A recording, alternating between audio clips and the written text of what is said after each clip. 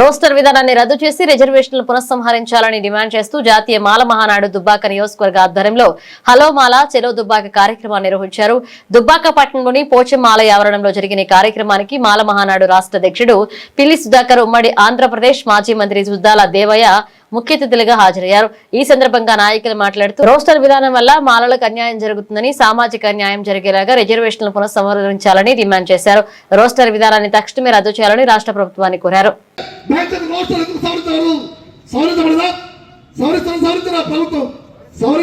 ఎందుకంటే నా ప్రభుత్వం కుర్చీకేసరేటట్టుందనే భయం వస్తుంది. ఆ భయం మనల్ని పెట్టట్లే.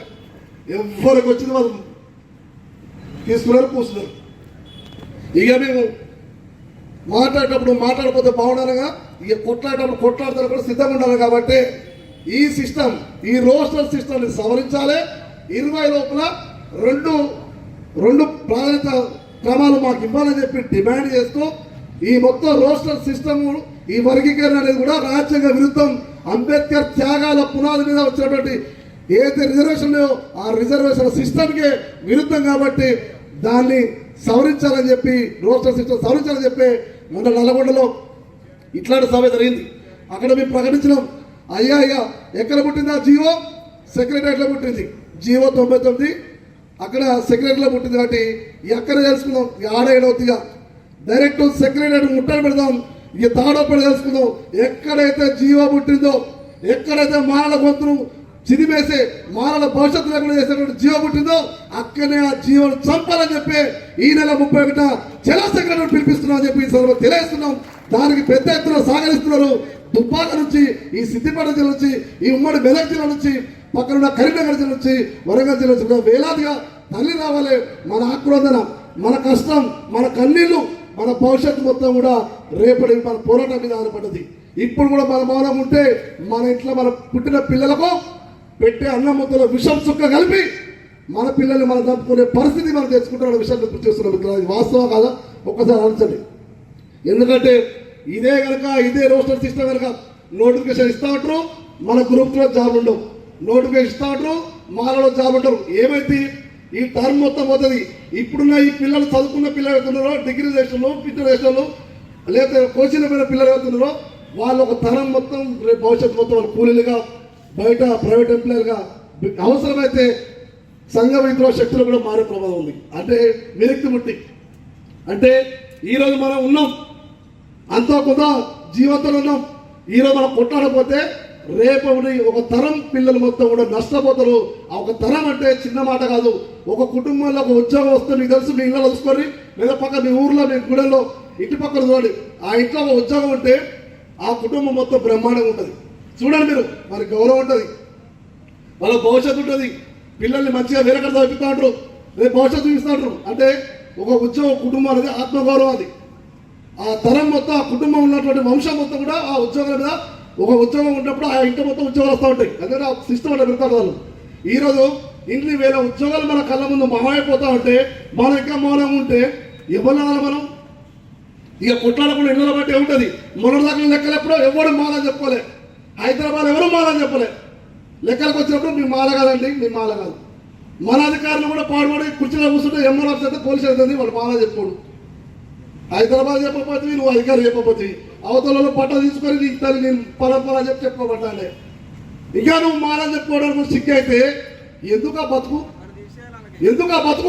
నువ్వు మాల అని చెప్పుకోవడానికే సిగ్గుపడే పరిస్థితికి వచ్చినప్పుడు తన కడుపులో పుట్టిన 4 పిల్లలు ఒక్కొక్కరు చనిపోతా అంటే కడుపులో దుఃఖాన్ని దిగమింగుకొని, నేను నా కుటుంబం చచ్చిపోయే పర్లేదు, నా కుటుంబం వేరే పర్లేదు, ఈ లోకంలో ఉన్నటువంటి అటాను కులాలు మొత్తం నా బిడ్డలే, వాళ్ళు బాగుపడుతుందని చెప్పినటువంటి డాక్టర్ బాబాసాహెబ్ అంబేద్కర్ గారి ఆలోచన గుర్తుపెట్టుకుని, అంటే ఆయన ఆత్మ ఘోషించాల్సిన ఆలోచన అంటే చేయాలని ప్రపంచానికి తెలియజేసిన బాబాసాహెబ్ పేగుబంధం సోదరులందరికీ, సోదరిమణులందరికీ పేరు పేరున, ఈ వేదిక మీద ఉన్న పెద్దలకు, వేదిక మీద ఉన్న నా పేగుబంధం మిత్రులందరికీ పేరు పేరున జైబీని తెలియజేస్తూ, ముఖ్యంగా 2 నిమిషాలు మాట్లాడమంటుందో కాలమేమో పరుగులెడుతుంది.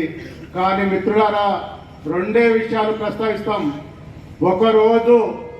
ఒకరోజు ప్రపంచంలో నేనే పెద్ద మగ సీఎం నని విర్రవీగి మాలలతో పెట్టుకుంటే బిడ్డ నీ మంత్రి పదం అంటే నా మాలల అరికాలు మట్టితో సమానమని ఇసిరి పట్టిన పులిబిడ్డ ఇక్కడ కూర్చున్నాడు. ఈ వారసత్వం అంబేద్కర్ వారసత్వం అంటే అడక్క తిన్నది కాదురా అవలగల్లారా. మేధావి వర్గం కానీ విద్యార్థి వర్గం కానీ ప్రతి ఒక్కరూ హక్కుల కోసం పోరాడాలి, హక్కుల కోసం రోడ్ల మీదకి రావాల్సిన ఆవశ్యకత ఎంతైనా ఉందనే విషయాన్ని మాత్రం మీరందరూ గ్రహించాలి.